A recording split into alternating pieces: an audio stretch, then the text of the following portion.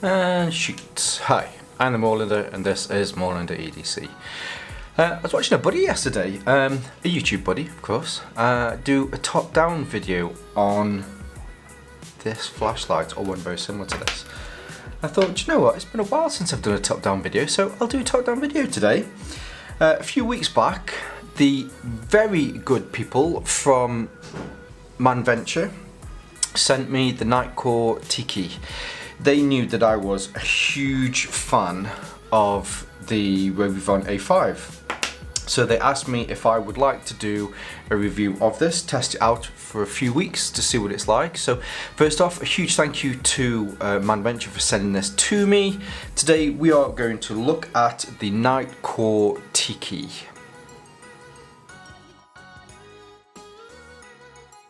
So here we have it. What I thought I'd do, as usual, is we'll go through some of the specifications of the flashlight itself, and then afterwards I'll, give my honest opinion of what it is and how it works and whether it's useful or not.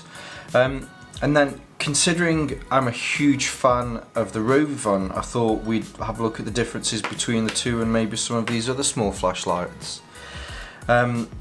So when you look at this, you will notice that it is very small, and for a flashlight this small, it really does pack an awfully large punch, old chap.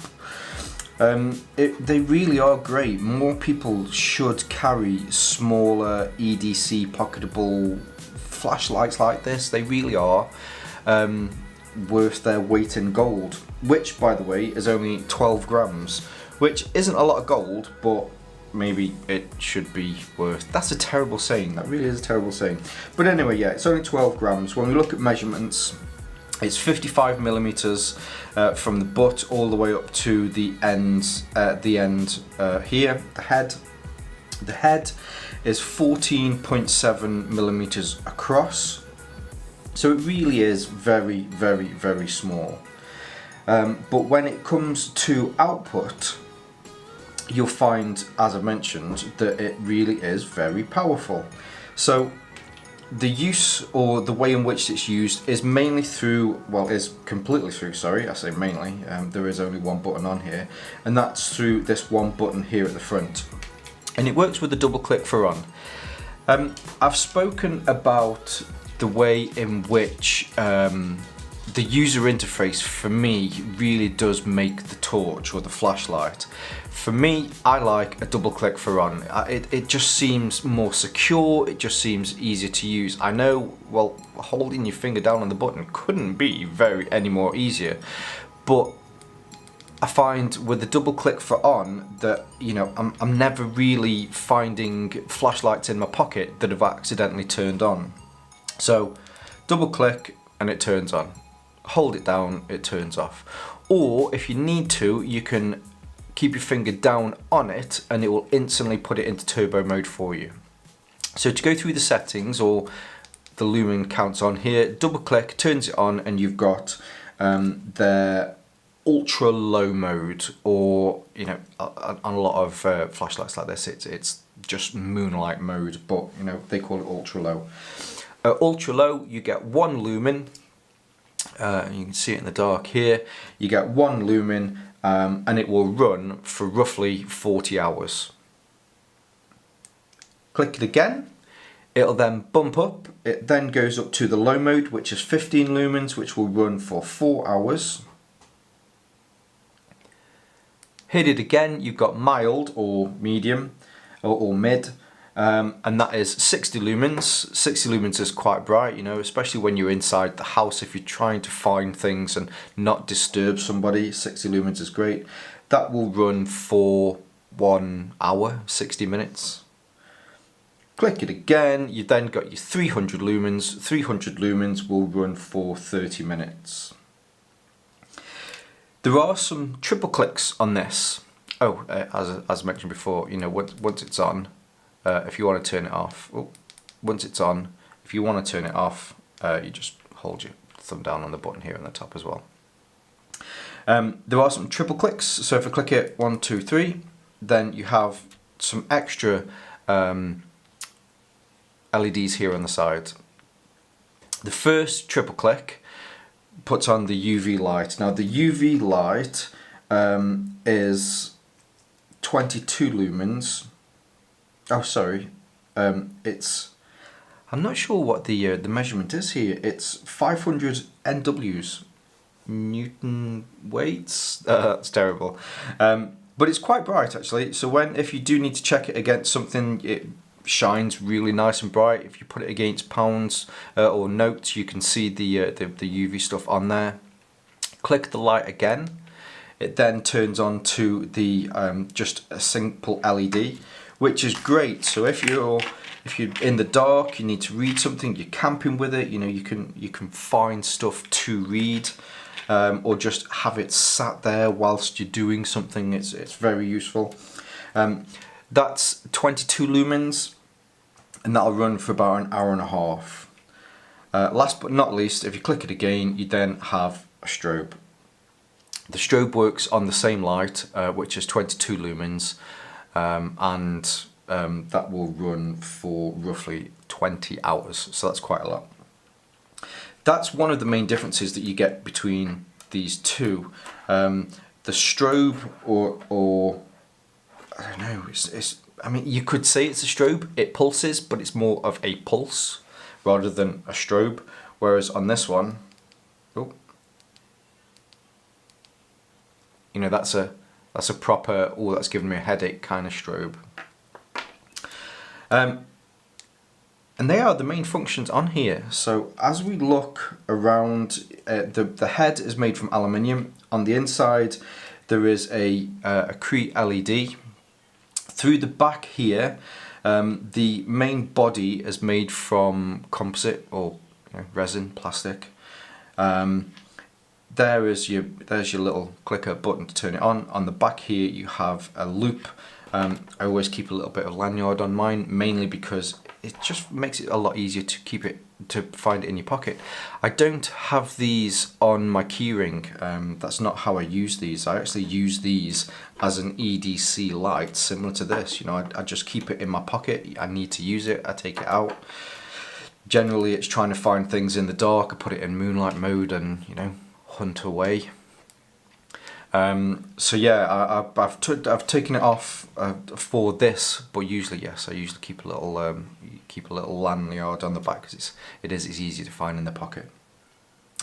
And that's it. It's very simple. Other than on the back here, you have a small micro LED. You have a micro USB connection for a charger. I'm going to fast forward because usually on these little lights and part of my reviews I say, is there anything that I would change? And there really isn't anything that I would change on this little flashlight. It's perfect. It really is perfect. If I was being picky, I would say that, you know, we need to adopt new technologies, and I'd probably put a USB Type-C connection in there. However, I really do think this is going to be an iterative kind of thing for those. Give it 12 months, there'll be a Tiki version 2, and it'll have a USB Type-C connection in there. So I wouldn't worry about that whatsoever. I could argue, yes, that is something that I would definitely change, and they should have put it in there in the first place, but I'd be making a silly argument.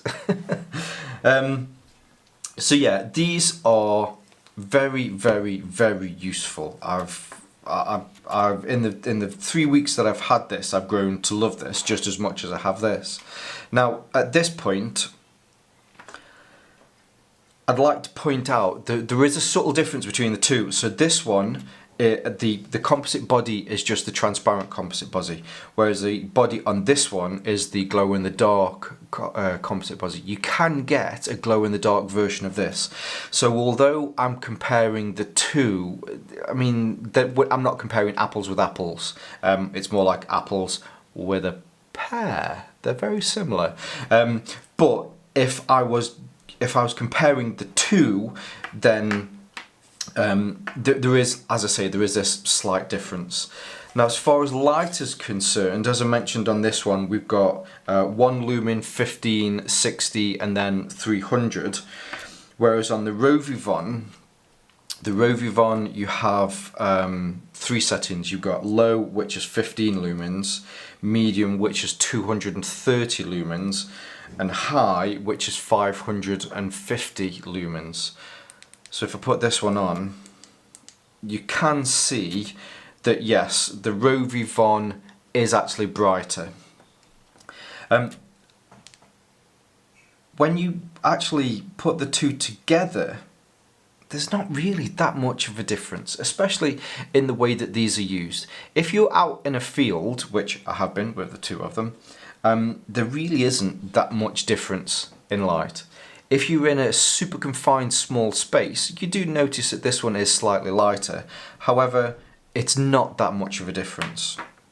If it helps at the moment in time, this is coming in at about £5 to £10 less than this one.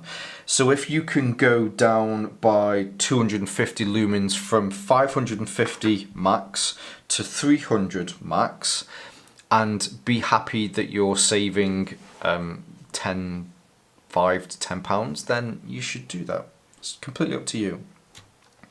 Personally, if I was going to buy these two again, I'd struggle. I really would struggle. As far as lumens are concerned, I've learned to appreciate the fact that really it doesn't come down to who has the brightest flashlight. It comes down to the features, and the features between the two are very, very, very similar. Because you have less lumens or less output on this, you do find that this one lasts a little bit longer. If you want something that will brighten and flood the room, you're not going to get it with either of them. But what you will find is with the Aurora, the A5, that you will get that. I do like the fact that this one's glow in the dark, but you can get a glow in the dark version of this one as well, and they work exactly the same. Other than that, I mean, you have the UV lights on the side, which work very similar. The UV light on this one does power up the glow in the dark nature of the body, which would work exactly the same with this one.